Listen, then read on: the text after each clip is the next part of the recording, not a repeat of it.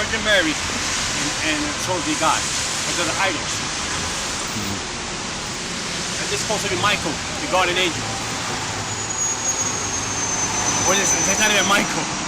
You know that, right? And look, Santeria, all the witchcraft. And this is the stuff I had, the caldero. This is the caldero. And this is. Remember remember the tabernacle, right? When people met Jesus, they had to meet Jesus. This is the tabernacle of the devil. This is the tabernacle of the devil.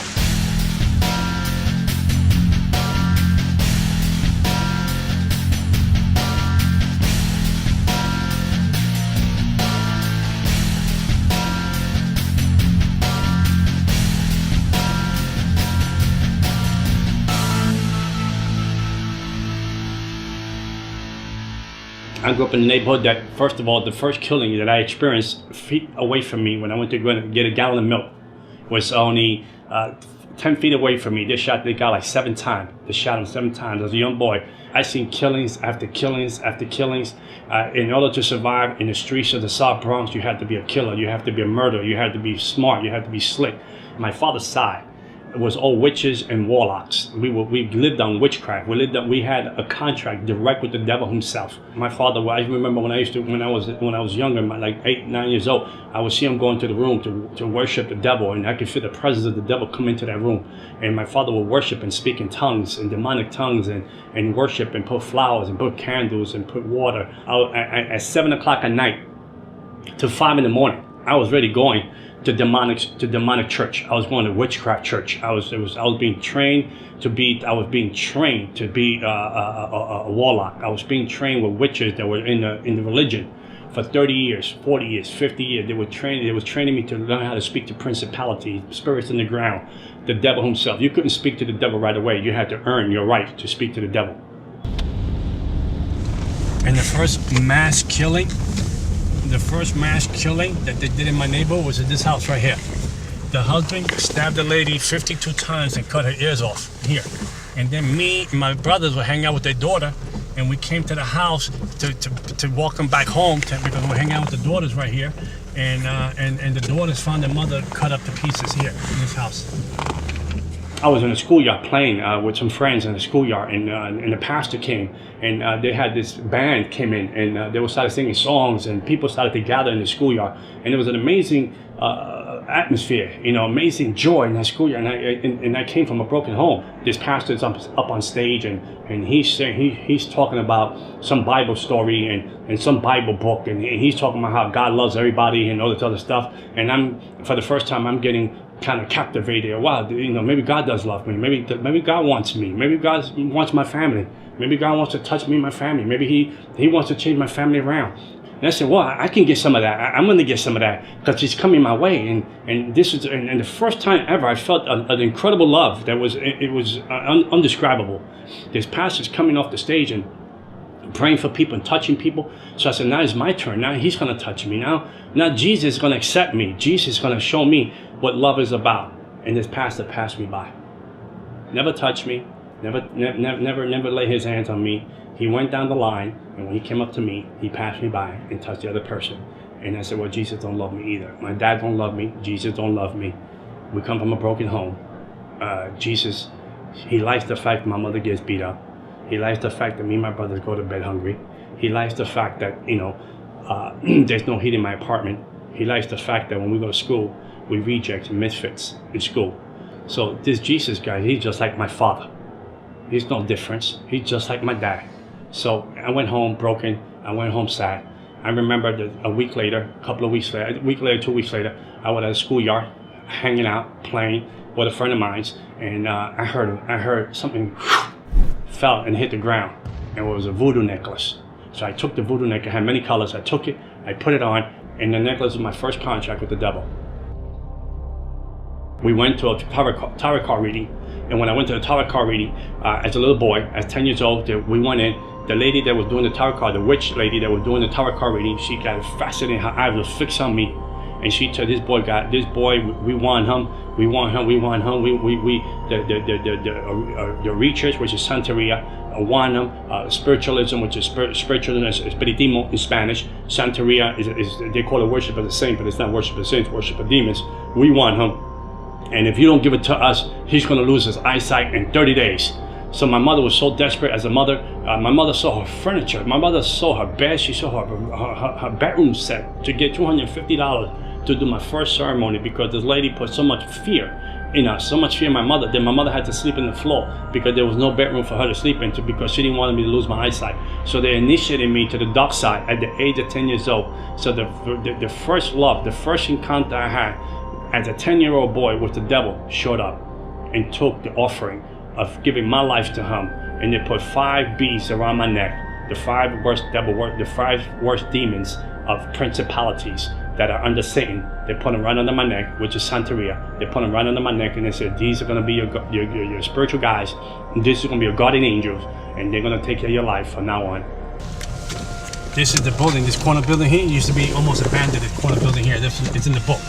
That I used to go up and down. Me and my brother used to go get the water and the pump. We got the pump right there. All the apartment was all empty. The apartments, all the apartments was abandoned. Over here, only me, my family, and 2 other families lived here. And my whole childhood was stolen. My whole childhood was worshiping the devil, going to demon church. I would go to demon church from 7 in the evening to 5 in the morning, being trained by witches and warlocks, colors, principle, rights. Who owns this region? Who's in this region? Who's running this principality? What principality name is this? I had how to channel powers. At the age of 13 years old, I was astral projecting my body. I would leave my body home and go to regions and go into the spirit realm and curse dark side, curse neighborhoods, curse, put spirit of prostitution, spirit of drugs into the neighborhood, homosexual spirits here, demonic spirit here, spirit of murder, spirit of suicide. I know how to channel all those spirits into the neighborhood. At the age of 15, 16 years old, I was going into hospitals and putting death in ICU, death in one room, so this person couldn't die, because I wanted to be promoted with the devil, to move up that ranks, to be the biggest devil worshiper in New York City. The devil became my daddy. He replaced my dad because I prayed and I said, you killed my dad. At the age of 33 years old, my dad got shot in a nightclub in the face for a woman that wasn't even his, when he had to go up and home. And the devil took him out. The devil said, I replaced the old to keep the new. And the devil became my daddy. There was a club here, and my father died there at 33 years old, and we lived over there. And then remember that when I was 11-year-old boy, there was a store right here in the corner, and the guy got shot right there in the street right there, right next to the little corner here. The guy got killed there when I went to get the gallon of milk. And I moved up the ranks from devil worshipping. I moved up the ranks. I moved up with principalities and demons, to the point that I was able to sit with the devil like I'm sitting with you today. And the devil would manifest himself in human form. He, or the presence would come into the room, and I would speak to the devil all night long, and he would give me assignments. I would go to 5 clubs or 5 lounges a night to look for people to recruit to the dark side. I would tell people their fortune. I would tell people their lives. I would tell people things that they did, things that was going to happen to them, that then they had no clue who I was. They didn't know who I was. I just had the demonic powers. I had a taste for blood. I would kill animals and drink the blood every week. If I didn't have money if I didn't have time to buy an animal, I would cut myself and drink my own blood. The ring of the people that I was with that was in this demonic world, doctors, lawyers, principals, judges, police officers, they were all into witchcraft. There was all, even singers today that are very well known. I would move principalities from that region to control demons on the ground, to operate the church, to cut down the church, to cut down the growth of the church, to cut down the opportunity for people to get saved. I would be drunk. I come out of a club and I would have demon possessed, drunk. I would stand in the middle of the street and say to God, come down. You want some of this? You want me to slap you in your face? You want me to spit you in your face? You come and mess with me. I got married on Halloween. I had a demonic wedding on Halloween. I got married on Halloween. All the demons and principalities from different regions around the world came to my wedding. No human beings came to my wedding. They were afraid to come to my wedding. So I had I sent out invitations. No one showed up. So there were no wedding gifts. But demons came to my wedding and baptized my wedding. So my wife was a witch. I was a witch. And then my daughter was born, and I was training her to be a witch too. I remember the first time that I was going to sacrifice my first human being. The devil was sitting in the passenger side of my car when I parked. He said, "You love me?" I said, "Of course I love you, Daddy." He said, "There's a guy on the rooftop. He's gonna try to take you and take your money or hurt you. You kill him if you love me." So when I went up there to the rooftop, I lived on the 12th floor. I remember that. And when I went up to the rooftop, I remember the part that he was hiding behind. He was hiding behind the stairway, and this guy was like 6'5", 250 pounds. I was half demon possessed. I felt the demon within me, and it wasn't even me anymore. So I was going to drag him into my apartment and stab him in the neck because I had a Cardrone pot with weigh about 100 pounds plus. And I had like 9 machetes in it, and I had knives in it that I used to kill the roosters with. But when I went to grab this guy that I wanted to bring him to my apartment, he just went off my hands and just disappeared. He went down the story. I mean, this guy was like an Olympic athlete. He just whoosh, he just gone, disappeared. And I couldn't grab him and kill him. So I was very disappointed that I couldn't kill my first human being. People go to the city over it. It's a demon right here.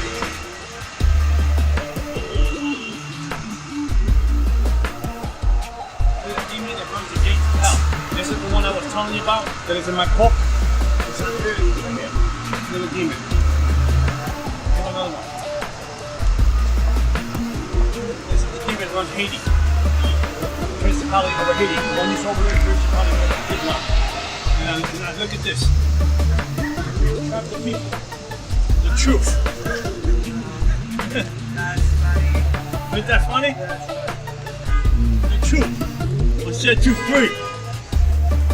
Ain't this a joke? They put it up there so people can think that they're part of this. What is this place?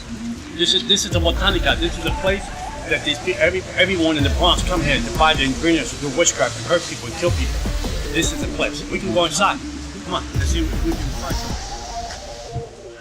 If I tell you I was going to kill you in 30 days, you prepare your funeral. You was going to die in 30 days. If you, I don't care who you were, I don't care who you knew, I don't care what you call yourself. If you were Catholic and you say you were Christian and you say you were a believer, I was going to kill you unless you had a real relationship with Jesus Christ. And the lady that lived downstairs, she came up and she told me, my husband is cheating. I want you to kill the woman that she's cheating with. Put a witchcraft spell on her and kill her. How much you charge me? I said, well, come back. I'm going to speak to the devil, my daddy, and I'll let you know. Come back in a couple of days. So the lady came back. The devil told me what to buy. He said, buy a coffin box, buy 21 black candles, buy an image of the lady, put her in the box, to do the witchcraft, to kill this lady. So we were going to do her for 21 days. She was going to die. After 21 days, we were going to do her funeral. So when the lady came to me, I said, I'm going to charge you $10,000. I told her to kill the lady. She said, sure. She said, I tell you what, I know you. You've been good to me. I go to your house parties. Give me $7,000. I'll give you 30% off. I said, I'll kill her. I'll give me 30%. I'd take 30% off the 10. Give me 7,000. So when the lady was going to leave my house, she said, by the way, she's a Christian. She said, the lady's a Christian. I said, I'll kill her for free.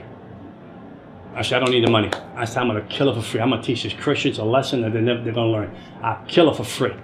I told her, I don't want your money. I'll kill her for free. So I did the voodoo thing. I did the witchcraft thing. And 21 days went by. The lady didn't die.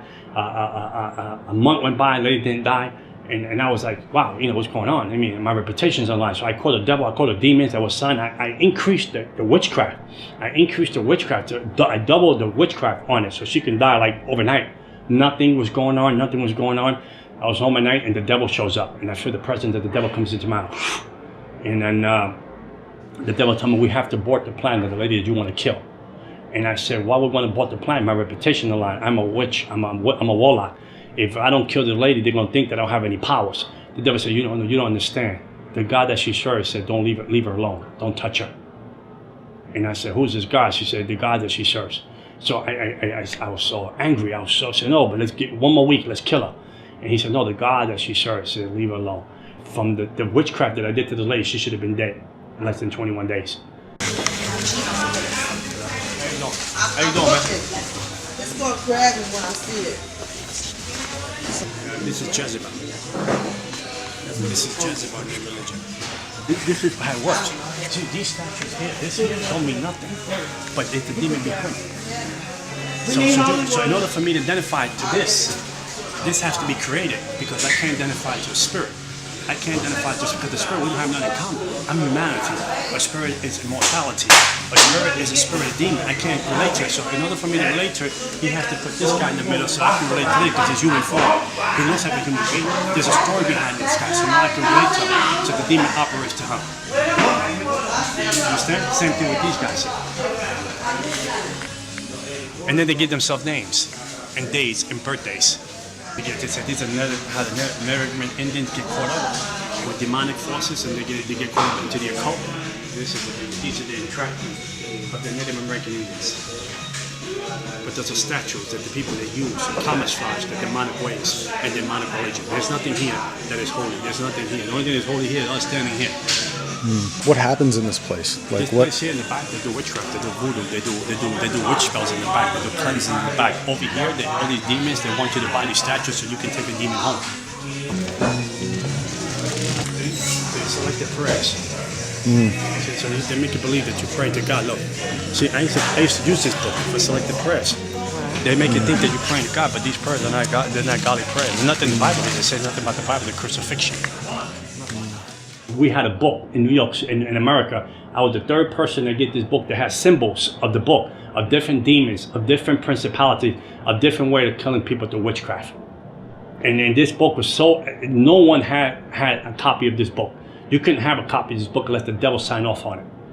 And I was the third person that received that book. And I would take symbols from that book and do witchcraft to people and put people in make people lose their mind. I put witchcraft on people, make people get diseases out of nowhere. I put witchcraft on people, make people get leprosy. I put witchcraft on people, make people get cancer. I mean, I did witchcraft to people. I gave people miscarriages. I gave people abortions. I put people in hospital for surgeries that didn't even have to go surgeries. I did witchcraft so people can lose their minds. I put spirits of bipolar, schizophrenia. I put spirits of disease on people. I put suicide spirits on people. I'd be up all night long praying and talking to the devil.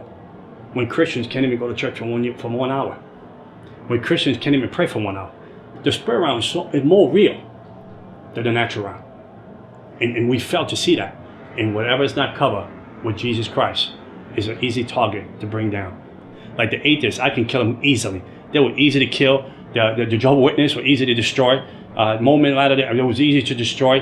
The people that will walk around and say we don't believe in the devil, they were easy to destroy because they will not seek any spiritual help. I remember the time that Nicky Cruz group came into my neighborhood, and it's called Truce. They would come and do drive-bys in my neighborhood. They would do like worship, and then they would preach a word and go to another corner and do the same thing. And I came after this group to try to bring them down, this group. And they were young kids. They were like 18, 17, 16, 20. I mean, so I said, how dare they play this junk, this filthy music in my neighborhood, today we call worship. This filthy music in my neighborhood. I'm going to go after them. I'm going to destroy these kids. So when I went up to where they were at, there was a wall of fire around them. I couldn't penetrate and touch them. And there was something pushed me back. Every time I tried to throw demonic forces against them, there was something that would just push me back. And I was able to touch these kids. And I said, there was something here. It's not right. Something is not falling into place.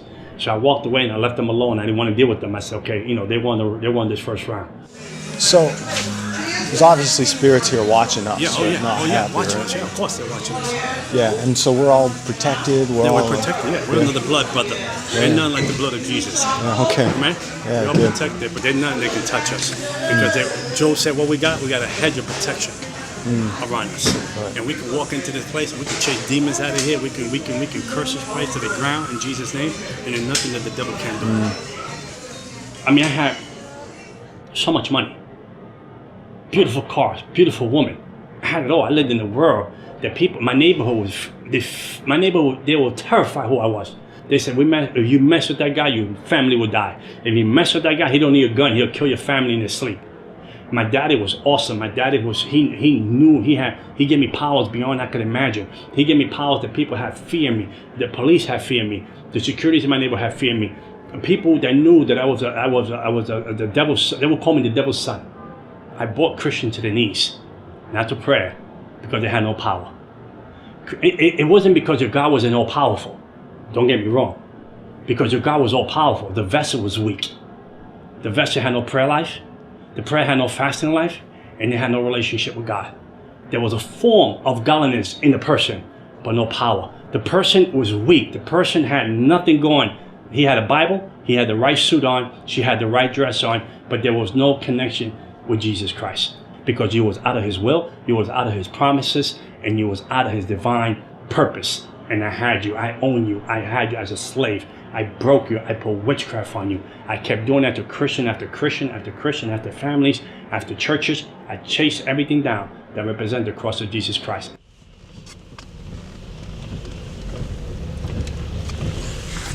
Very demonic place. So that place has an effect on the whole neighborhood, you were saying? Oh yeah, of course. Oh, that just had this whole region on lockdown. That's the devil's throne. We just went into the devil's throne. That throne been there since the 80s. And then they go there, spend $100, $200 buying all these things, and then they broke. They're on welfare, public assistance, but they got money to buy all this junk. But they think their life is going to get better. They think that their life is going to improve. They think that they're going to make progress in life. They think that they're going to break generational curses. They think they're going to break, vex spells, voodoo. They think they're going to break all that. And basically, God said, "I come. I do it for you for free. Just give your life to me, and I'll set you free." But they don't want that. That's too difficult for them. That's too complicated for them. But they can walk into a place like this and drop $200 to think that their life is going to be free, and they're going to live a life in abundance. I had contact with the principality that runs Haiti. His name is Candelo. I had contact with him. I had contact with demons in Miami. I had contact with demons in Africa. I had contact with demons here in New York City, principalities that run the crossroads of the world, here on 42nd Street. Okay, there's a different principality that run the crossroads of the world here on 42nd Street than the ones that try to run here in this neighborhood. I didn't have a conscience. I remember I did witchcraft to my brother and I put him in jail for 5 years. The witchcraft I did to my own brother, my own flesh and blood. I did witchcraft to him. I put him in jail for 5 years. My other brother, there was a warlock. He came into my house one time with an attitude, and the demon jumped on him. And he ran out the house. He couldn't hold the pain in his stomach. My mother can bear witness to that. I did so much ceremonies in my body. I did so much ceremonies in my body. The last ceremony I did was not only sell my soul to the devil. I did a ceremony that I had to swallow animal blood and gunpowder. It was called Sansi. Sansi is a ceremony of Haitian and French that you do the ceremony with a demon. So when I go to people's houses and eat, they can't put witchcraft on the food. I did that kind. I did all the ceremonies you can do. I knew I would go to demon church. And every year, we will have a meeting, a secret meeting. All the high witches and warlock will have this meeting to find out what principality we were going to usher out and bring in to run the region. We were more organized than the church itself. The kingdom of darkness was more organized than the Church of Jesus Christ. We knew how to do ceremonies. We knew how to do things before the year was over to prepare ourselves for the next year. When Christians couldn't go to church and pray for 1 hour. When Christians could go to church and have a consistent relationship with God. I even took a sabbatical from witchcraft. And the devil punished me, took my eyesight for 1 year. I was completely blind for 1 year. Registered with the Commission of the Blind. I was completely blind. They was training me to use an eye-seeing dog. And they was training me to use one of these sticks that you use that you walk the streets with. My mother took care of me for 1 year. My eyes went black. And a mist of gray went over my eyes. I was completely blind. And when I gave my life back to the devil, after 7 surgeries, the devil gave me back my eyesight. And I could see again. And that was my punishment for taking 1 year off. I wanted to take off. The devil said, "You want 1 year off? I'll give it to you." He took my eyesight. And that's the world I lived in. If you mess with the devil, he'll kill you, he'll kill your family. It was a fear that will grip you beyond measure, that you could not leave this religion. You could not leave Santeria, you could not leave Palamanyumbe, and you could not leave spiritualism. The doctors could not explain how I lost my eyesight. Meanwhile, Christians, and I was like, why Christians do bad, and Christians sometimes miss the mark, and the only thing that shows up in their house is grace and mercy. When you show up with the devil and you do something the devil don't like, he kills someone, he kill your family member. And I remember the devil warned this lady. She said, "You can't be with that person no more." And she didn't care because she was in love with the person. The devil, demon possessed a homeless guy in the street. He took a hammer, hit her 17 times over her head, and killed her. One day I was sitting home, and it was amazing. I came from a nightclub the night before. I was sitting home watching a show called Jerry Springer. I know, the crazy show. People beat each other up. I get joy out of that. I was getting joy out of that, laughing. For the first time, I heard a voice said to me, "Son, I am coming soon. What are you going to do with your life?" An audible voice shot from across the room. And I thought it was the TV that was talking to me. And I said, "No, it can't be the TV because these people are beating each other up." This voice, I knew the voice of the devil. I would sit with the devil like I'm sitting with you today. And he would come into human form. He will come in the room. He'll come in sometime. The presence of him will come into the room. The atmosphere changes. And I know he would sit with me and he would talk into my conscience and we would talk back and talk all night long. I knew that too. I knew it like you knew the back of your hand. I knew every demon, every principality that ran the region, ran everything in America, everything in Canada, everything that ran. I knew every principality that ran, every occult, Wicca, New Age, Buddhism, Islam, Santeria, spiritualism. I knew every principality that ran. I had a contract with every principality with them. I had straight A marks with every principality, every demon on the ground, the devil, Jezebel. I had new demons that I can't even tell you the name because you won't know who they are. I knew them all by name. And this voice was very different than any other voice. When I heard that voice come out of nowhere, it came out of the air, the voice. And I went into shock. And then I saw a vision from the other side of the apartment that the sky was on fire and people underneath. I saw people running for cover, but there was no cover where to hide. And I said, why would I see that vision? So I shook it off. But I remember I went to sleep, and like a deep sleep. Someone put anesthesia, and I went to sleep. I ended up in a train full of people. I couldn't believe that I was in a train full of people. And this train was going faster than you can ever imagine. I'd never been on something this fast on earth. And it went into hell. And Jesus Christ took me to hell. And when I got to hell, the doors opened. I mean, there was a slam in the doors. There was an unspeakable echo. The doors opened. And there was heat that came out of nowhere. That I felt like you were going to suffocate, the heat that came out. And I got out the train, and the people in the train, they had no faces. But you could see the fear on the people on the train. You could feel the fear, the impact of the fear that they were going to a place that they were never going to return. And the place was packed. And then I said, I can't die here.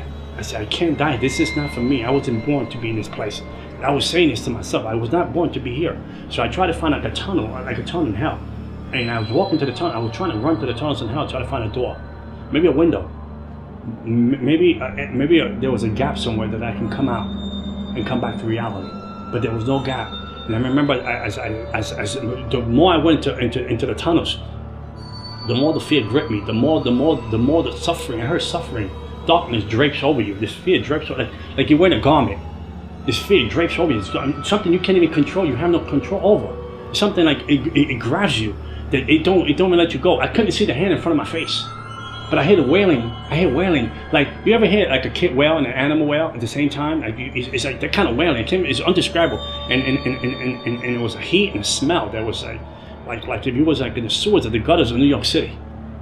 But crazier than that. And then as I came to a part of the tunnel, the devil showed up. He said, I was your daddy. He spoke to me in the amount of time. I was your daddy. I gave you everything you needed. I took care of you. I blessed you. I protected you. I killed people for you. I did everything. I gave you powers. I gave you a name in the kingdom of darkness. I gave you a name. When people came against you, I destroyed them because I knew that you were going to be the vessel that I was going to use to move my kingdom on the earth. And now you want to leave me? Now you want to betray me in demonic tongues? And I'm talking to him back in demonic tongues and telling him, no, I'm not leaving. I'm just confused. I don't know what's going on. And he said, no, I know what you're going to do. You're going to leave me and you're going to expose my religion. You're going to expose who I am and how I operate in the spirit realm. Because I taught you things that I never taught no one else. I showed you things. I trusted you with the things that I needed you to know so you can further my kingdom. Because I wanted to use you in a greater measure way. And the confused, he went to grab me. As he went to grab me to destroy me, the cross of Jesus Christ, P in hell. I didn't understand how a 3-foot cross would be in hell when I was wearing the blue shorts and a t-shirt.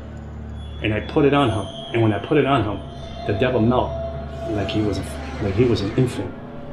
Like an infant, he melted and fell on the floor, like no powers.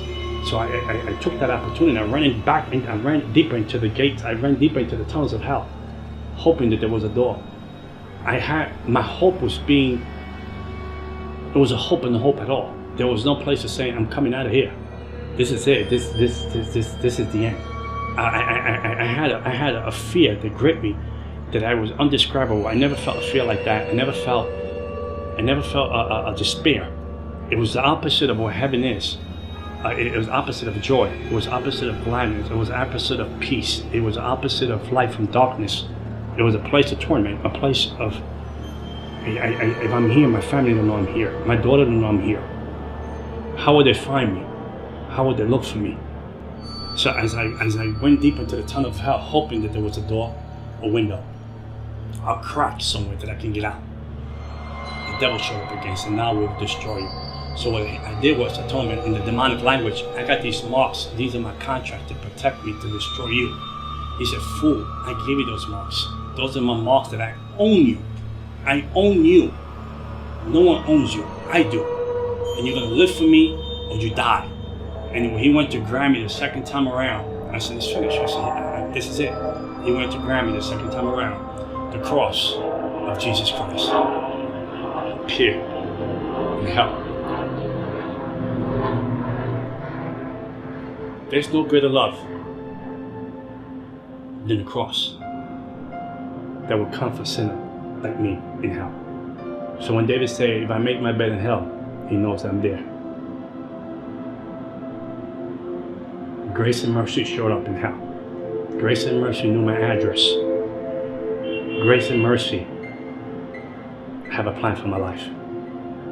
To my unspeakable, demonic, selfish ways, arrogant, self-centered ways in hell, when I was done for the count, Jesus Christ loved the misfit. And he said, I have a plan for you. I loved you beyond you can ever imagine. And he showed up in hell. And when I woke up, then my spirit came back into my body. I woke up and I bent my knee to Jesus Christ. I had $100,000 witchcraft stuff in my house. I threw witchcraft away. I threw religion away. I threw everything that had to do with darkness away. The people from Haiti, the people from Cuba, the people from Miami and New York said we have to kill him because he knows too much. We have to destroy him. We have to kill him because he knows too much. He's not one of us anymore. And they came for the kill. They did their best. They came for the kill. I would sleep during the day. To stay at night when the demons show up and tormented me for 30 days. They tormented me for 30 days. They would grab me by my throat, pick me off my bed. The room would go cold. I would lay in my bed. I felt another person lay next to me, ice cold, another person. I would look like this and I can feel the presence of that. It was the devil himself right in my bed. For 30 days, on and off, tormenting, torture, trying to steal my mind, trying to rip my soul out of my body, trying to rip my spirit out of my body. I would tremble at night, like never trembled before, for 30 days, and I would cry out. I didn't know how to pray. I said, Jesus, Jesus, Jesus. Didn't know how to pray. I said, maybe I pray like my sister prays. I heard her in church, she prayed this way. I heard that person pray this way. I would bring all these prayers together to try to put them together like a puzzle, to try to fight for my life.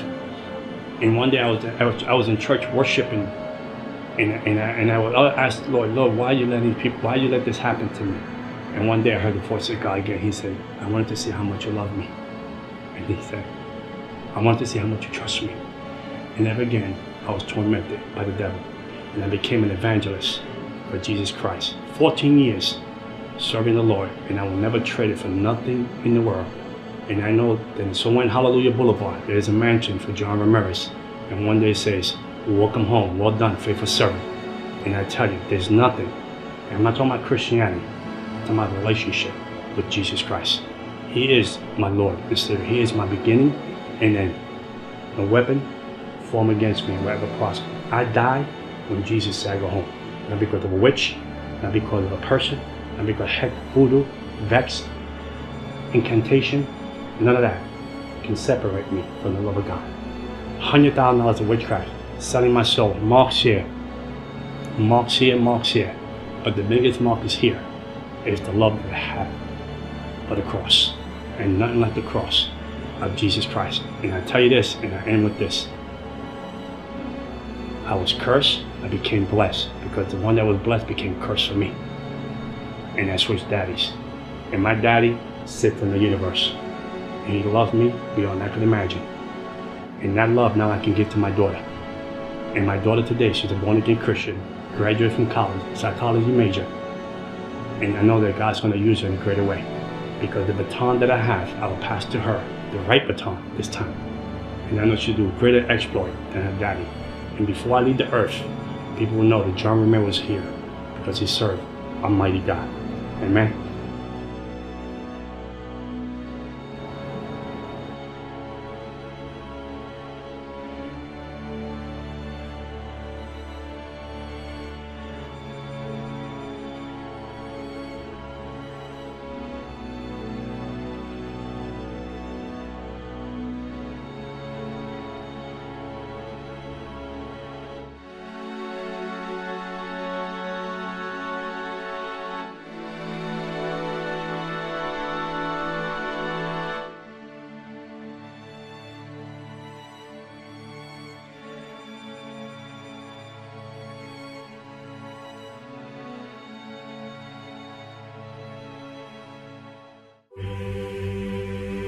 What if next weekend, the doors of your church building were chained shut? Would your faith survive?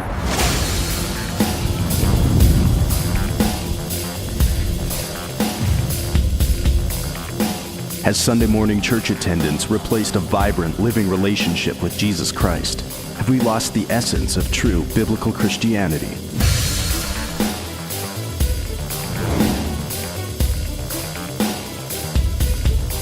We've traveled the world filming testimonies of ordinary Christians seeing signs, wonders, and miracles as they take the gospel of Jesus Christ to the lost. Ex-radical Muslims are planting churches, miraculous healings are testifying to the gospel, and unbelievable God stories are emerging from around the globe.